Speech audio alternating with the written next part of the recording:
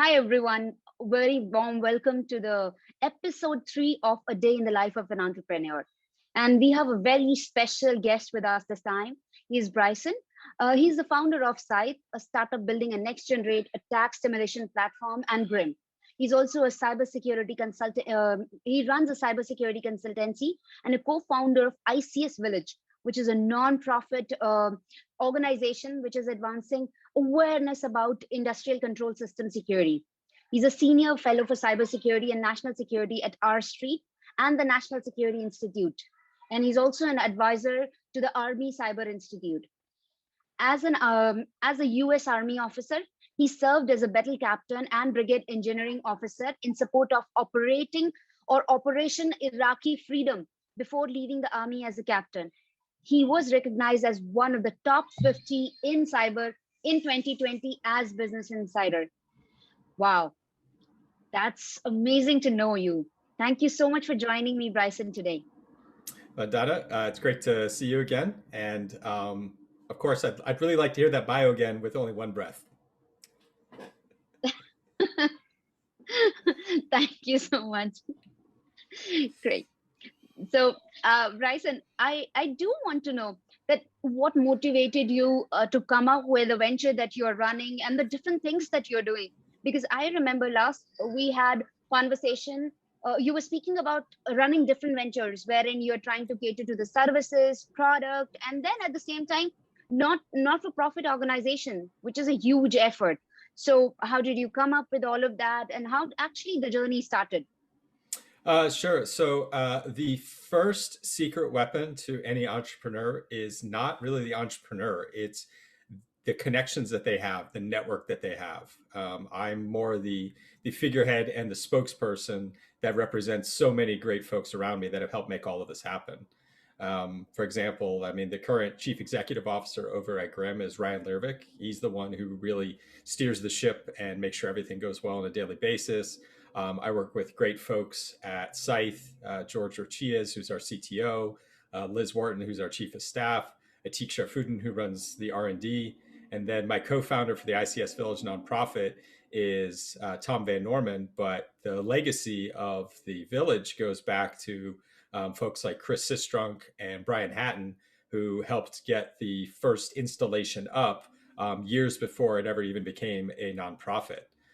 What started me on this journey to begin with is I was actually a very successful executive. I was one of the youngest vice presidents at a large company, and I ran a large offensive development group.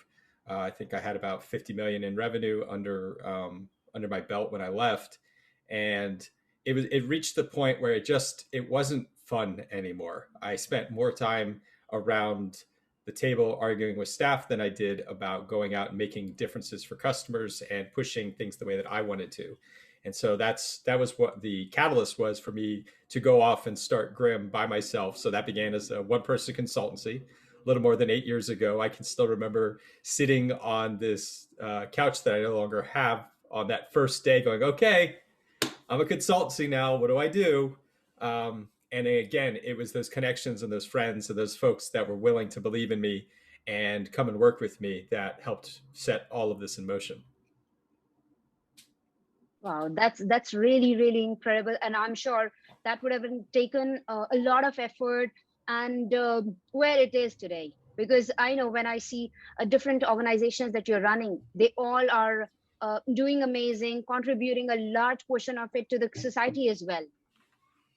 Well, yeah. So, I mean, that kind of goes to my personal ethos.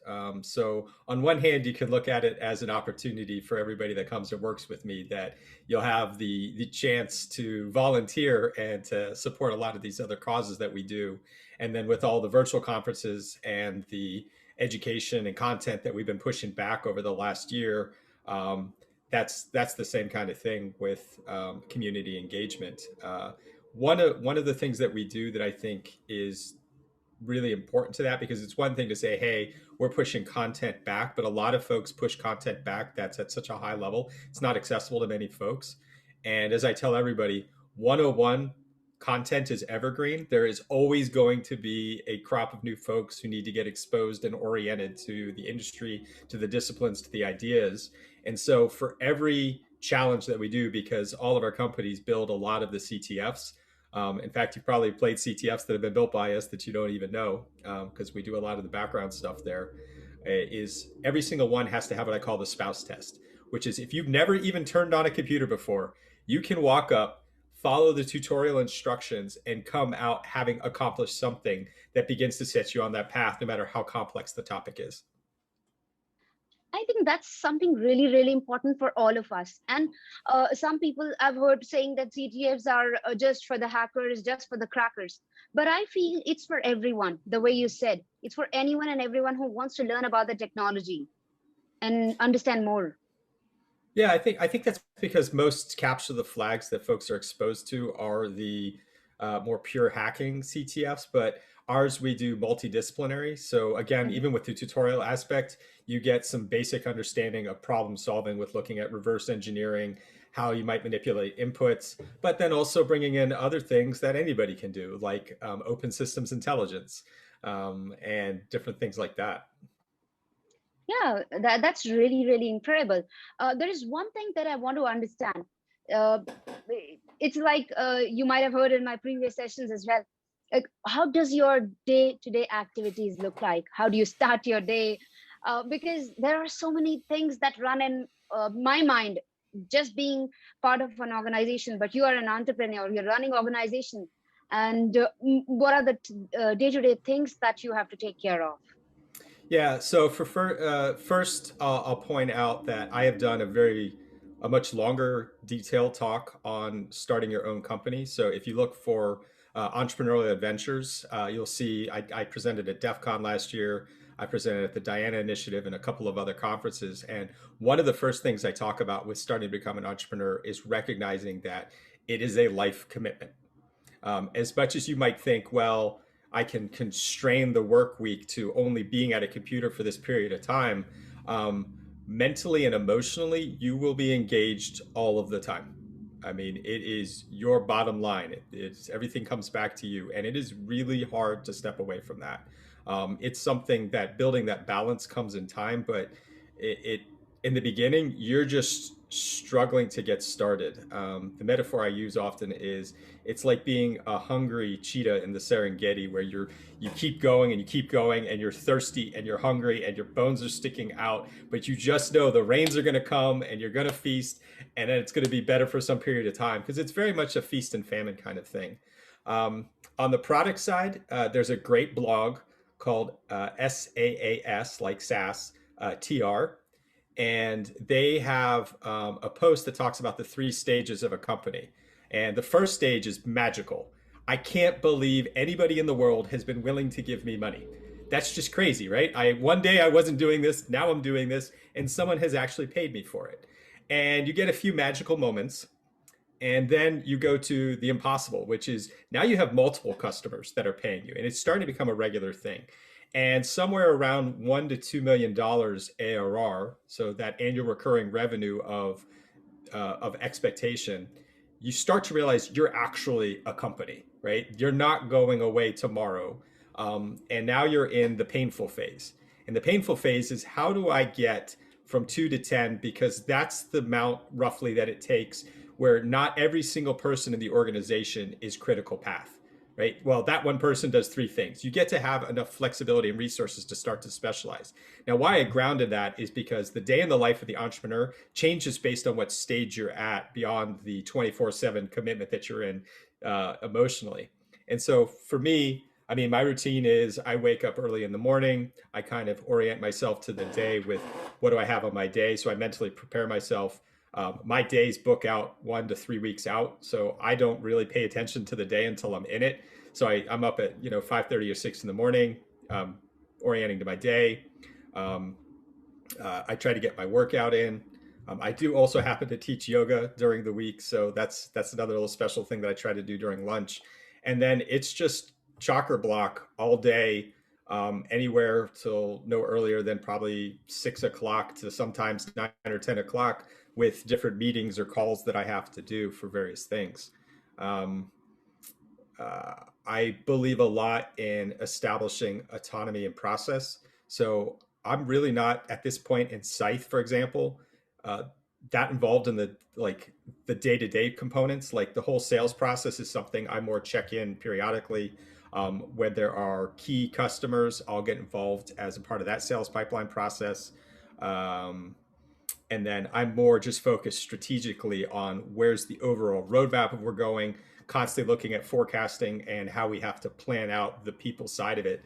And I can think of somebody I talked to yesterday, and I explained that one of my philosophies to growth is, of course, there's the core elements of where you just need more sales engineers or you need a customer support specialist, but there's some very talented folks in this industry, and establishing relationships with them, building that trust, and when you have the opportunity to work with them, that can change the entire course of your business. So an example I'll use is our CTO George Orchias. I didn't have a CTO. I was a single founder when I spun Scythe out of GRIMM on the technical side. And there are a lot of VCs who don't like that. They like the two founder model, right? You have somebody who's a business person and you have somebody who's a technical person. And unfortunately, I had to represent both, and that was held against me. And I was talking to George at a lunch at DerbyCon. I had known him for about a couple of years. We had faced a similar problem set, which is where we created the C2 Matrix together, which is another community effort that we do with Adam Ashinchi over at Red Canary. And it kind of hit me like lightning. I was like, this guy could completely change that whole dynamic for me. I mean, if he came on as the chief technology officer, he really solves this whole aspect that we hadn't thought of, as well as he changes what we could do in a way that I had never considered that we could do. And it fundamentally shaped the entire course of the business when he came on last June. Wow. I think that's one point wherein you need a person who can complement you in your organization, your initiatives. And sometimes there are people who bring out the best in you. There have been cases wherein you have an idea, you are doing the right thing, but then there are some people who just come in and give it a different shape altogether. That's one thing I always love about the people who are leaders, who actually understand the power of the people and then enable them to do the things. Because if you are a good technical person, you have understanding about things, but if you're not getting the right kind of support, right kind of playground to play around, I don't think so you can flourish your career anywhere. So that's very, very important. Now, on the same note, what are the challenges that you generally see as being an entrepreneur, being a business leader? What are the challenges that you see? Oh, so for me, all right. So the idea for Scythe first came from a client engagement at GRIMM back in 2016. And when they made the request, I realized that represented a market failure, and I was kind of surprised that nothing scratched that itch. So I worked with them to uh, build a bigger roadmap for us to have the IP. We invested a lot of our own money in the R&D, and we refined it in their environment. And I had a very dim view of what I understood about the VC community. So I was like, oh, I don't need VCs. And then it hit me why I do need VCs. And so that's kind of one of those key questions as an entrepreneur is, who do you take capital from? If you take capital, what does that look like? And why do you want that capital? I mean, that's kind of your biggest question always, because as a product startup, you're essentially being gifted a uh, what you call it, an hourglass of a certain size, because you're not profitable. You're a growth startup, so you're meant to be spending the money, and the idea is that you hit a certain kind of objective before the hourglass runs out, and then you get a bigger hourglass. And so understanding that kind of capital and how to employ it was new to me. The other part was I was completely new to commercial sales. I had no idea about commercial sales at all. I had never even really met a salesperson, to be honest. I remember when we were looking at hiring our first sales engineer, I went out and researched what a sales engineer was and interviewed people that were sales engineers. I would walk up to people at conferences, like, "Are you a sales engineer?" tell me what motivates you. Like, what do you do on a daily basis? Like, I went out and interviewed them. Like, I was like learning about wildlife and National Geographic because I didn't know. And so for me, that decision point in 2018 to bring investors on was they have this knowledge. And so them being able to give me counsel and advice would be effectively cheaper than me learning it the hard way and screwing up a lot more than I already did. So that's those are the challenges that I have faced in sales and capital. And I think you overcome them really well by understanding the situation, understanding how the things are going to shape up. And especially, I really love the idea of you saying that you started speaking with the salespeople. So I remember that when I started this initiative, I had something similar in mind. A lot of my friends and close people came up to me and said that you can start something of your own. And I'm like, this is something till the time I know if I can do it or I can at least give it a try, I wouldn't go ahead. So the best way is to learn from the leaders, understand and share it with a bigger audience, because I'm sure there'll be a lot of people like me who would want to be an entrepreneur and have no clue where to start, what to do. I know that you are mentoring a lot of people and around the community, you're doing huge work. So if you're teaching your mentees or your juniors, what would be the three lessons that you would want them to be imparted from you based on the experience that you have had in the past? Sure. So first, in a formal mentor-mentee relationship, I think it's important to have clear expectations, um, because otherwise, it's like, yeah, you're getting access to talk to somebody, but other than just talking, what's happening? So being very clear with both sides, sort of what's the frequency of the discussion, what are the goals, like what are we trying to get out of this? Because that also helps the mentor think about it and go like, well, who else can I connect you to? Because again, going back to networking, network, that's really to me the value of a mentor is that they can connect you to those other places to help you explore those ideas and talk and do everything because nobody knows everything. The second part is don't be afraid to ask. This is something that I stress with all of my mentees, which is if there's some look, I know I'm busy, you know I'm busy. Don't say no for me, right? Don't call me up in the middle of the night, but feel free to shoot me an email and be like, hey, can you help with this? I mean, first of all, it's email. I can get to it when I need to, so it's on my time. And then I have the opportunity to decide how to handle that. Don't automatically assume the no. And I think that's something that folks are they're afraid to bother important people, or they're shy or they're introverted, and you really have to get out of that shell and just ask. And that applies outside of the mentor relationship to anything in your network. That's how I've built the network I have today. Is I knew somebody, I was just like, hey, I'm trying to learn about this, do you know anything about it? And they said, no, I don't, but I know, talk to her and talk to him. I'm like, oh. And they would introduce me, and then I would talk to them, and then the next thing I know, I've known them for 5 years. Let's see, you gave me three. What's the third one? I guess I'll end with networking. No matter how smart you are, no matter how smart you think you are, it is the sum of your connections and the access to the information. Think about it how we approach things technically. We go to Stack Overflow, we go to Google. No one is expected to have everything in their head. Think of human relationships the same way, with that access to information and possibility. Yeah, I think that's really, really uh, important. And this is something which I think we all have to learn. If we don't network with people, if we don't connect with people, and we don't ask for help, we can never be where we want to be.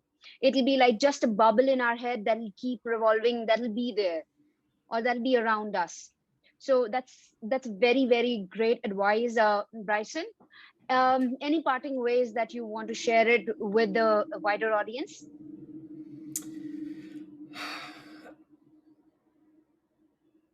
Yeah. So going back to what I had mentioned earlier, check out my talk, Entrepreneurial Adventures, if you're interested in starting your own company. That's 50 to 60 minutes of, again, following my own advice. I collected insights from multiple founders and entrepreneurs from different backgrounds that I know. And it's kind of a living document. So I'm always trying to add to it with others.